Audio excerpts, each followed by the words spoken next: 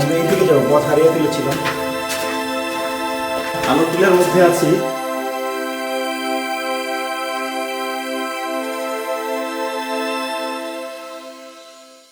ছোটবেলায় বিভিন্ন বইয়ে খাগড়াছড়ির আলুটিলা গুহার কথা অনেক শুনেছি, ছবি দেখেছি, কিন্তু কখনো সেখানে যাওয়ার সৌভাগ্য হয়নি। অবশেষে সেই সুযোগ হলো।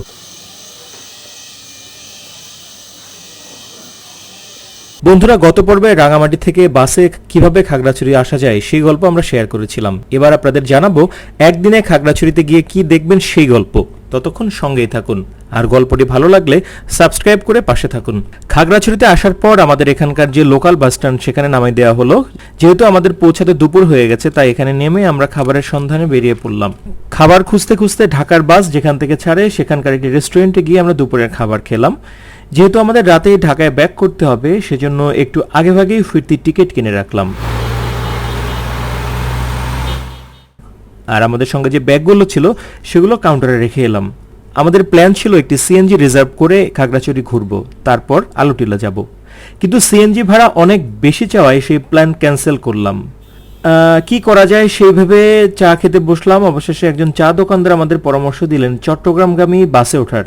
এই বাসগুলো নাকি আলুটিলার সামনের সড়ক দিয়ে যায়। তার পরামর্শে আমরা যথারীতি বাসে চেপে বসলাম। অল্প কিছুক্ষণ পরে আলুটিলার সামনে নেমে গেলাম আমরা। খাগড়াছড়ি যে বাস স্ট্যান্ড সেখান থেকে আলুটিলা পর্যন্ত ভাড়া নিল 15 কি 20 টাকার মতো। এখানে এসে প্রবেশ করতে হলে টিকিট কিনতে হবে, সো আমরা টিকিট কিনে নিলাম। আর ভেতরে ঢুকে দেখলাম অনেক পর্যটক ঘোরাঘুরি করছেন, ছবি তুলছেন, দল বেঁধে এসেছেন, কেউ ফ্যামিলি নিয়ে, কেউ বন্ধুরা মিলে। তবে আমরা যেহেতু দিনের আলো থাকতেই আলুটিলা গুহার ভেতরে ঢুকবো এবং সেখান থেকে বের হতে চাই, সেজন্য আমরা ঘোরাঘুরি পর্বটা বাদ দিয়ে শুরুতে চলে গেলাম সেই আলুটিলা গুহার দিকে।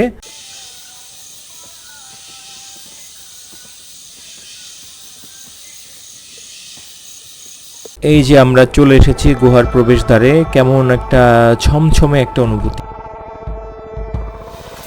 আমরা আলুটিলায় প্রবেশ করছি।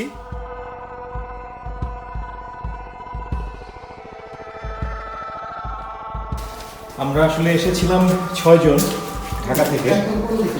আমরা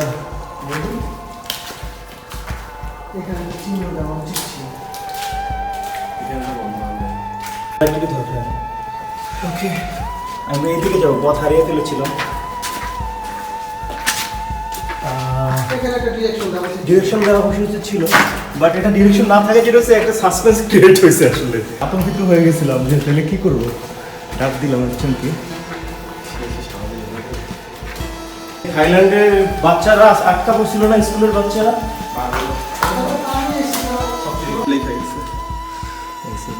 চল চল, ইসমাইল ইসমাইল ইসমাইল পরেরটা পড়া যাচ্ছে না।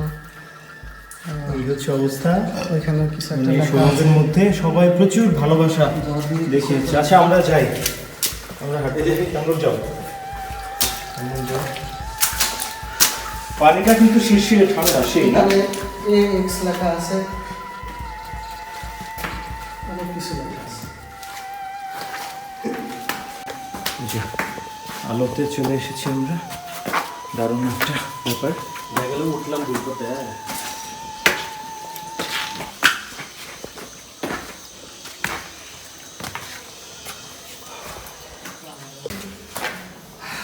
তবে ভালো লাগছে জায়গাটা।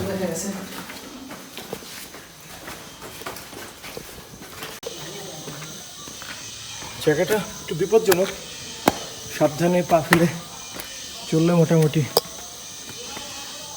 সব নিরাপদে এক্সিট করা যাবে। অবশেষে আমরা আলুটিলা গুহা থেকে বের হলাম। নিচে এখানে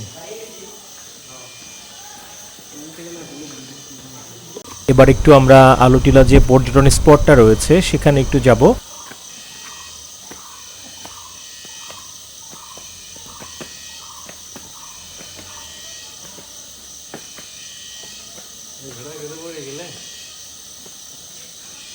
সেখানে একটু ঘোরাফেরা করব, কিন্তু ইতিমধ্যে সন্ধ্যা নেমেছে। এখানে একটু ঘোরাফেরা করে আমরা বের হয়ে যাব এবং রাতে ঢাকার উদ্দেশ্যে রওনা করব। ওইখানে যাবো আমরা।